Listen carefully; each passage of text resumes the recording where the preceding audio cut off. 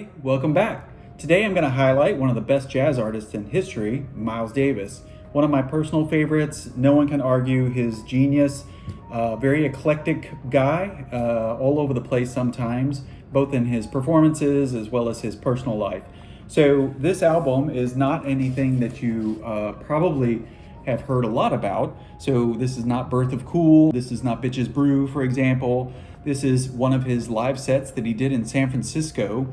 I picked it up for about $8 at Crazy Rhythms, shout out to them. And this actually turned out to be a really great find for me. So there's not anything major wrong with the album. So this is from 1973. The original set was shot in the 60s.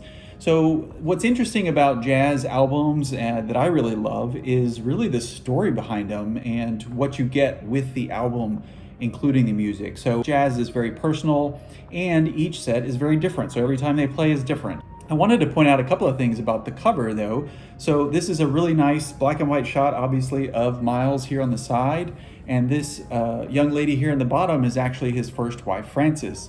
So Miles Davis, being the powerhouse that he is, was able to really talk record producers into putting his wife onto several album covers.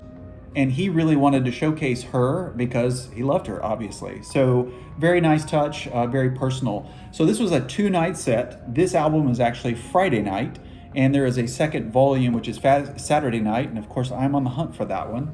One of the great things about jazz albums is actually the back.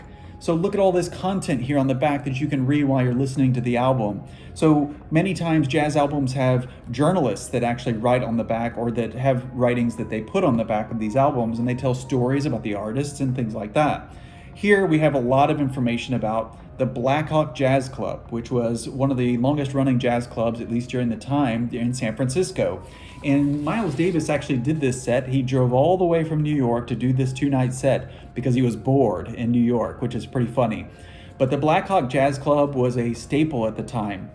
And it was on a corner that was kind of run down. It had really cheap seats in it, but it was just a place that almost anyone could go. They had an underage section that you could come and sneak into and hang out and drink pop and things like that. Just really cool, kind of a dynamic there. And of course it's gone now, and it's actually a parking lot on that corner. But next door, the Triple Deuce is still there, and that's actually where the recording equipment was that actually did this set. So I think that's really neat.